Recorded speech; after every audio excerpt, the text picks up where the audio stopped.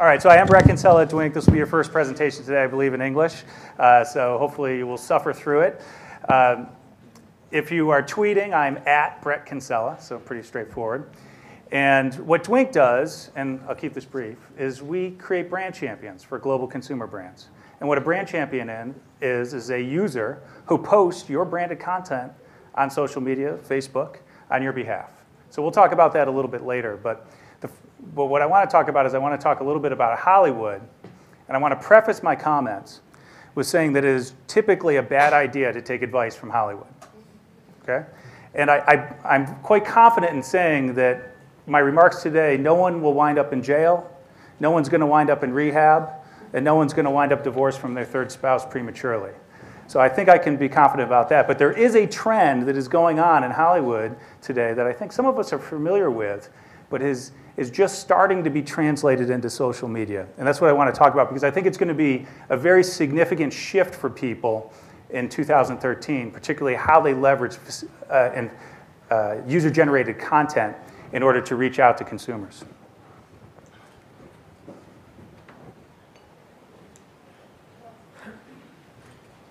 Okay.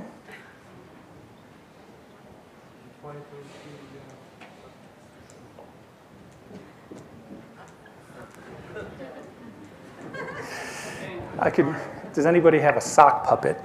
Oh, there we go. Oh, wow. Maybe that's why it wouldn't come up.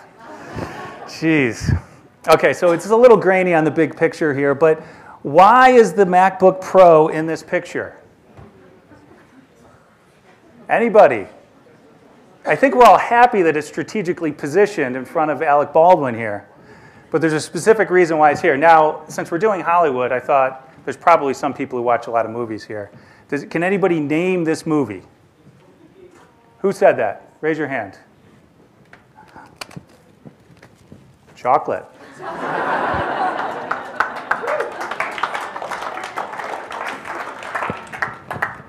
Oh, ceiling. Okay. It all tastes good. Okay. So here's another one. This is a different movie. Who can name this movie? Who can name it? I'm not surprised that no one can name this, because not many people saw it. Let's see. Any guesses? Okay. It's called When in Rome. You missed your chance to get a chocolate. So when you look at this photo, where do you focus? Do you focus here? Because the people in Cupertino want you to focus here. Okay? They want you to know all about that.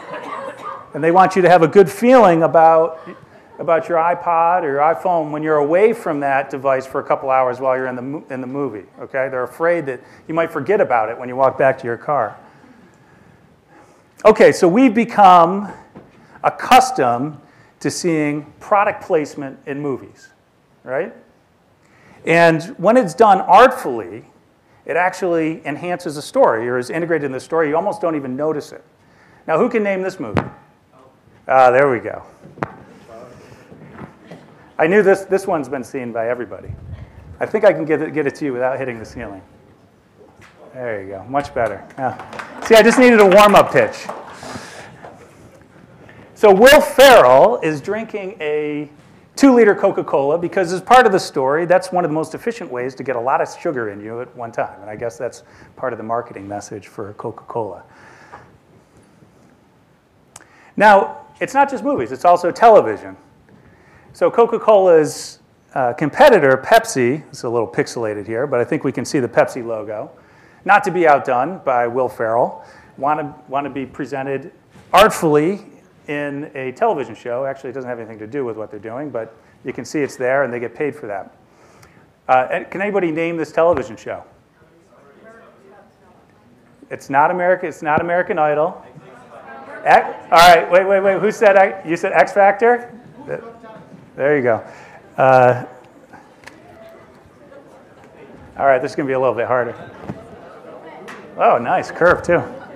Okay, X Factor. So again, there are lots of different ways that you can incorporate it. And in fact, it's not limited to our world. Cartoons are also using it. So you can imagine that there's lots of ways for people to lust after products, even two-dimensional people. Who can name this man? Okay. Now, you can see how Arnold Schwarzenegger is very artfully layered on. You can't really make out these brands very well, but there's a number of brands in this image that he's promoting in there. Can anybody tell me what this is from?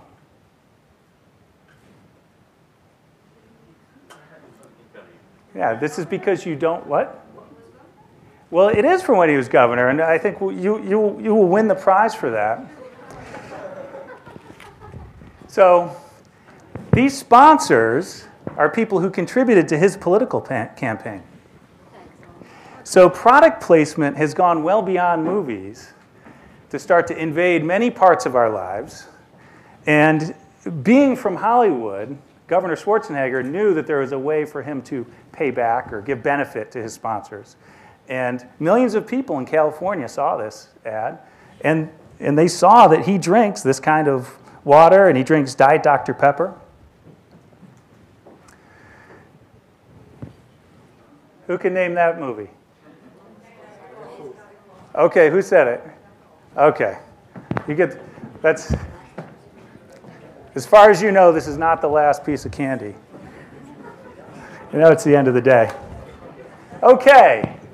Why is James Bond holding a Heineken? Absolutely. $45 million to hold that bottle. And in fact, the scene, how many people have seen this movie? Raise your hand. Does this scene have anything to do with the plot of the movie? No. It's the first time, well, we won't ruin it for you, but we haven't seen him in a little while, and then we see him, he shows up, and all of a sudden, he's drinking a Heineken. Now, the producers of the movie said they're not ashamed of it at all, because for those of you who've seen it, they had to fund those special effects somehow. And you can fund a lot of special effects by doing this. Now, the question is, what was Heineken after? So first of all, they thought a lot of people would see it, so they would get impressions. And anybody working in the digital world understands impressions, right? But they were looking for a couple other things as well. One was audiences are increasingly fragmented. We all know that. There's lots of sources of entertainment. It's hard to find audiences the way you could in a couple different television shows that you might be able to reach all of your audiences. So with all these fragmented audiences, being able to be attached to a blockbuster ensures that you have a lot of people that can see this. The other issue that they have is this concept of time shifting or on-demand viewing of entertainment. And that is that even when there are commercials in the shows that we watch, unless it's a live sporting event, increasingly we skip them. So Heineken was looking at an opportunity here to put themselves in front of a lot of people that couldn't miss it. Right? They absolutely got those impressions. Now, there was one other thing that I think we all understand that they were looking for, is the fact that by being affiliated with James Bond, it's almost an implicit endorsement from his character, right? And so we talk about this as the concept of endorsed impressions. Okay? It's not just an impression, because you can interrupt people with marketing all day long. But in this case, there's something more there. So let's talk about who we trust when we see advertising. So the first thing we know, this is a Nielsen study, but many studies corroborate this, is that the people we trust most, over 90% of the people out there admit that what they do, they trust recommendations from friends. Okay? So that's something we know. And that's something that we all as marketers are always looking at. Now, if you look at product placement, which we've just been talking about, televisions or movies in product placement, about 40% people say that they're influenced by that. It's less than half of recommendation from a friend. So it might be powerful, but it's not nearly as powerful as some of the alternatives. Now, a lot of us also spend time in marketing worried about earned media, and particularly getting those influencers, those third-party credible sources, to say something good about our products, our customers' products. But even here, what we find is only about 58%, about 35% fewer people are impacted by third-party endorsements than they are by recommendations of friends. These are people who saw that recommendation, but still didn't pay any heed to it. The last thing that I want to point out in this chart that I'm interested in is that brands spend a lot of money to sponsor events, sporting events, World Cup, Formula One, golf, tennis. But again, the sponsorship alone, although it exposes people to their product, it's half as effective as a recommendation from a friend. So the question is, what's missing from your marketing mix? And what I would suggest is it's social media product placement. Now, Anthony, in his presentation this morning, really talked about this concept of attacking the news feed. And the idea here is that the news feed addresses some of the issues that we have. First of all, the audience is not as fragmented, right? They're all consolidated by the people who are actually making the posts. The second thing about it is the audience is open to seeing this. They're not skipping it. They're not fast-forwarding through the commercial. And because it's associated with a friend, the implicit endorsement of your brand by their friend impacts them. So we're going to talk a little bit more about what that means.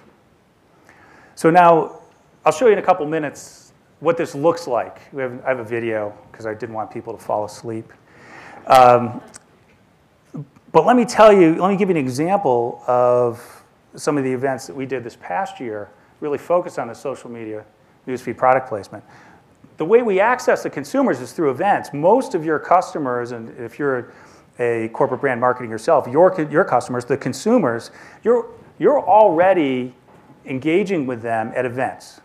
So you're at the Olympics, you're at World Cup, you're at a festival. And because of that, you have a bunch of participants, right? And so, as an example, one of the events we had about 10,000 participants.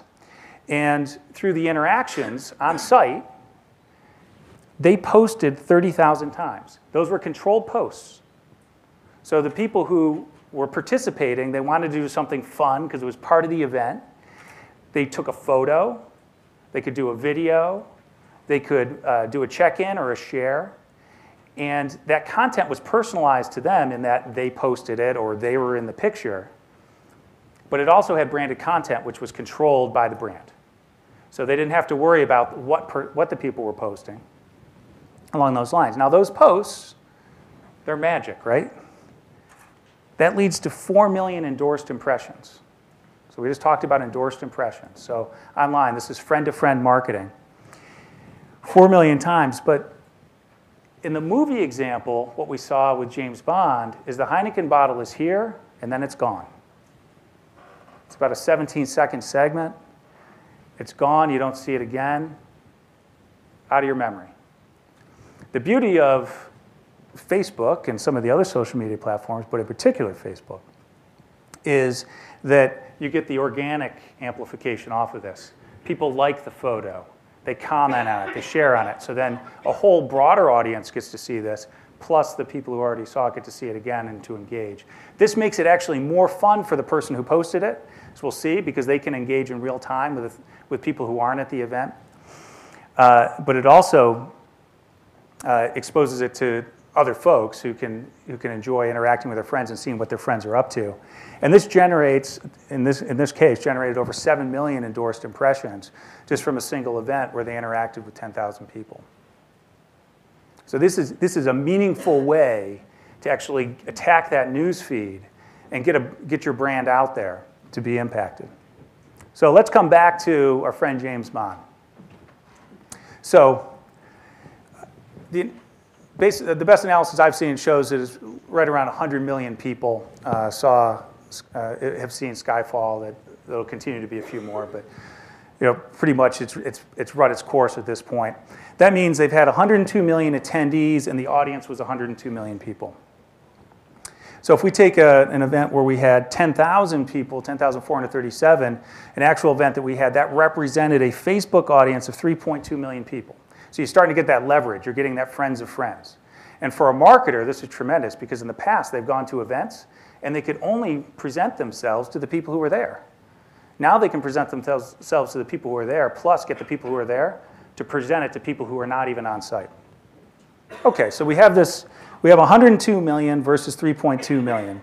Now, I will tell you that to put on this event costs a lot less than the 200 million they put into James Bond.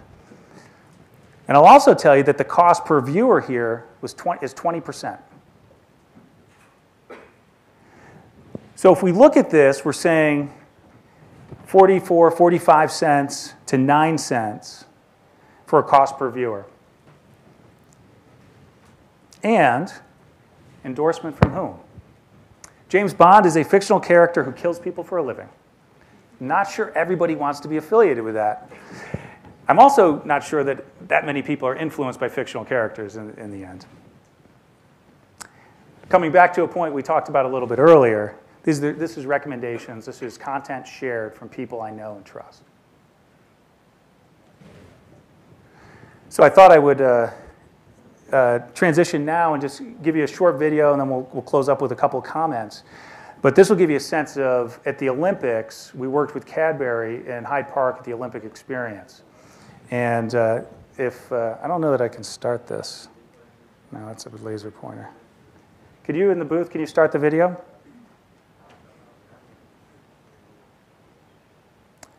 Is there anybody in the booth? There we go.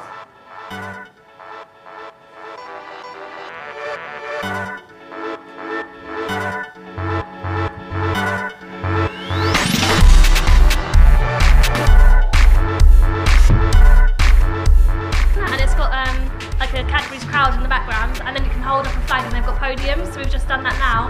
And then they take your photo and then you swipe it and then it'll go directly onto your Facebook. We've literally just come out and our photos are already on Facebook. Yeah, and got 2 likes, 2 likes. My name is Dave Kelly and I'm with dwinQ, and we're working with Cadbury's to do social media activation, specifically photo spots, check-in stations, and share stations. I think it's something that's never really been offered before. So it is very modular. You can bring it to all sorts of different events. You can set it up exactly as you like. You can brand it to your page, and it's plug and play. You know, you get here, you set it up, it runs, and the users love it.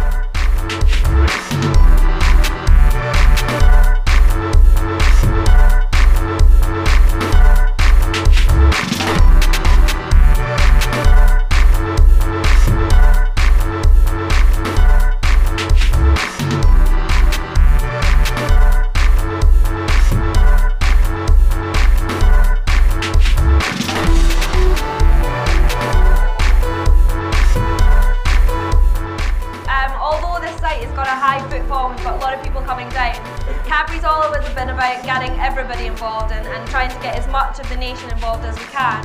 You know, people can sign up, they're connected instantly to their Facebook page, and as they go through the experience, they can gather the photos that they're having taken and instantly share them with friends and basically share the joy and the magic of what we're doing with more people. So dwinQ have got this fantastic piece of technology and they've worked with us really, really hard to make it a really user-friendly, a very Cadbury branded interface. And everybody here is loving it as well. The instantaneous notion of tapping your card and getting a picture on Facebook straight away has been magical.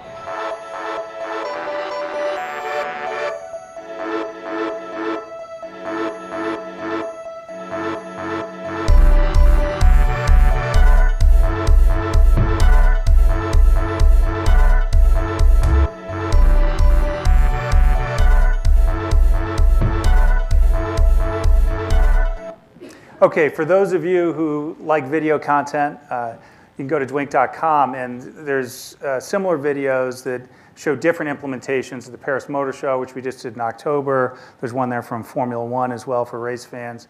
So you can see some variety there. I think that's a good way for people to get ideas on how to use this. I'll just close on a couple different things here that we talked about. At the end of this video, we talked about fun social memories. That's why people participate. They're at these events anyway. They want to have fun. All we do is we facilitate that fun. We create things for them to interact with. And then our software on the back end does the automated posting, the reporting, all the analytics for the brands. And that's where the real value comes in. The other thing about it is that part of that fun is this concept of the unobtainable. You have to be there in order to obtain it. You have to interact with the brand in order to get it. And we do great things with augmented reality, overlays, green screens, all sorts of fun things. But in the end, what it really comes down to is getting it up in the news feed. So I'll close with just maybe 2 points. One is related back to Anthony's presentation this morning. He talked about the full funnel approach. Can you create brand awareness? Can you create brand consideration? Can you create brand trial? When you attack the news feed, you're exposing your brand to a lot of people who aren't coming in contact with you potentially. These are likely not friends or fans of yours on Facebook. And you're potentially instigating them to go through that brand consideration, that brand trial process, because they see their friend who they're influenced by is part of it. And so, ultimately, that's what we do as a business. We help create these brand champions who market your content, your branded content for you. And as you go through 2013 and you think about how you're going to create content to stay engaged with all of your customers out there, you can only create so much content. You can't fill every crevice. And you can only reach so many people because those are the ones who've liked you. This exposes you to new people to like, and it also can fill in some of the gaps in your content creation. And what we do from a brand champion standpoint is we put you in the newsfeed so you can attack the newsfeed, and we do it in a very cost-effective way in friend-to-friend marketing. I'm open for questions.